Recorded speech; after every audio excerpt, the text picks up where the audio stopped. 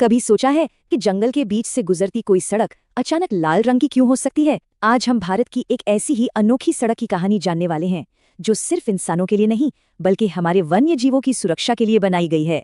जरा सोच कर देखिए, आप एक घने जंगल से ड्राइव करते हुए जा रहे हैं और अचानक डामर की काली सड़क की जगह एक चमकीली लाल सड़क सामने आ जाती है। नहीं नहीं, ये कोई आर्ट प्रोजेक्ट नहीं है, बल्कि एक बहुत ही खास मकसद से बनाया गया एक इंजीनियरिंग का नमूना है।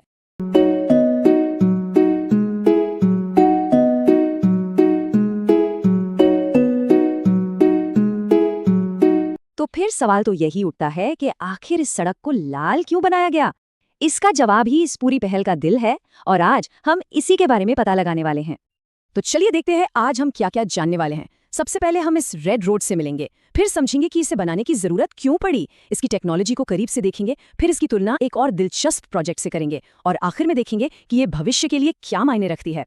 तो चलिए शुरू करते हैं और सबसे पहले ये समझते हैं कि आखिर ये रेड रोड है क्या और ये कहाँ पर है। तो ये जो कमाल की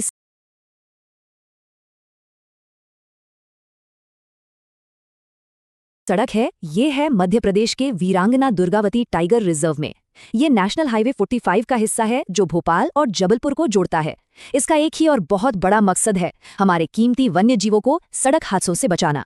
और हाँ, ये भारत में अपनी तरह का पहला ऐसा प्रोजेक्ट है जो इससे और भी ज्यादा खास बना देता है। अब आते हैं उस सबसे बड़े सवाल पर जिसकी वजह से ये सब कुछ शुरू हुआ। आखिर ऐसी सड़क बनाने की जरूरत ही क्यों पड़ी? प्रॉब्लम कितनी बड़ी थी? देखिए, होता क्या है कि जब हाईवे घने जंगलों से गुजरते हैं तो तेज रफ्तार गाड़ियां बाघ, तेंदुए और हिरण जैसे जानवरों के लिए एक जानलेवा खतरा बन जाती हैं। हर साल न जाने कितने जानवर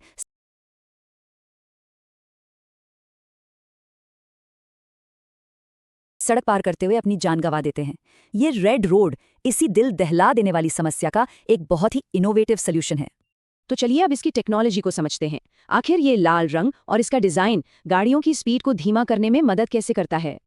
असल में ये सिर्फ कोई लाल पेंट नहीं है, बल्कि थर्मोप्लास्टिक पेंट की एक मोटी परत है। ये एक स्मार्ट वार्निंग सिस्टम की तरह काम करती है, जिसे खास तौर पर ड्राइवर्स को अलर्ट करने और उनकी स्पीड कम करवाने के लिए ही बनाया गया है। तो ये जो टेक्नोलॉजी है ना, ये 2 लेवल पर काम करती है। पहला है विजुअल, यानी देखकर मिलने वाली चेतावनी। चमकीला लाल रंग दूर से ही ड्राइवर को बता देता है कि भाई आगे एक सेंसिटिव जोन है। और दूसरा है फिजिकल, यानी शारीरिक चेतावनी, जिसे टेबल टॉप स्पीड ब्रेकर कहते हैं। और यहाँ एक बहुत ही दिलचस्प बात है, ये स्पीड ब्रेकर सड़क से सिर्फ 5 मिलीमीटर ऊपर उठा हुआ है। सिर्फ 5 मिलीमीटर, मतलब ये गाड़ी को कोई जोर का झटका नहीं देता, बल्कि एक हल्की सी वाइब्रेशन और आवाज पैदा करता है। ये एक साइकोलॉजिकल इशारा है जो ड्राइवर को बिना किसी परेशानी के धीरे चलने पर मजबूर कर देता है। तो एक तरह से ये एक मल्टी सेंसरी एक्सपीरियंस है। आंखों के लिए लाल रंग, कानों के लिए वाइब्रेशन की आवाज और महसूस करने के लिए वो हल्की सी थरथराहट। ये तीनों मिलकर एक जबरदस्त वार्निंग सिस्टम बनाते हैं। और बात सिर्फ यहीं खत्म नहीं होती। इस 11.9 किलोमीटर के रेड रोड वाले हिस्से में जानवरों के सुरक्षित आने जाने के लिए 25 अंडरपास भी बनाए गए हैं। इससे पता चलता है कि ये एक बहुत ही सोची समझी और पूरी योजना का हिस्सा है। इस टेक्नोलॉजी को और अच्छे से समझने के लिए चलिए इसकी तुलना मध्य प्रदेश के ही एक और बड़े वाइल्ड लाइफ सेफ्टी प्रोजेक्ट से करते हैं। तो यहाँ हम 2 अलग अलग अप्रोच देख सकते हैं। एक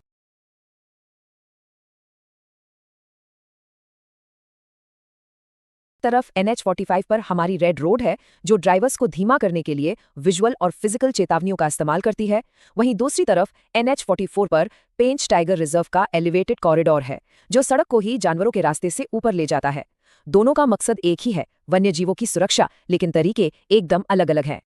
तो इस पूरी कहानी का सार क्या है? इससे हमें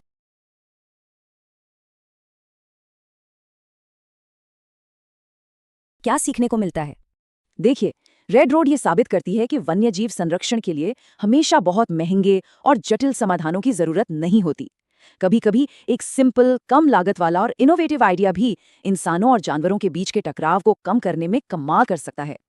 और हम आज की बात इसी एक सवाल के साथ खत्म करेंगे। क्या रेड रोड जैसी सरल और नई तकनीकें ही वो रास्ता है जो हमें इंसानों और वन्यजीवों के बीच एक शांतिपूर्ण सह अस्तित्व की ओर ले जाएंगी? इस पर सोचना हम सभी के लिए जरूरी है।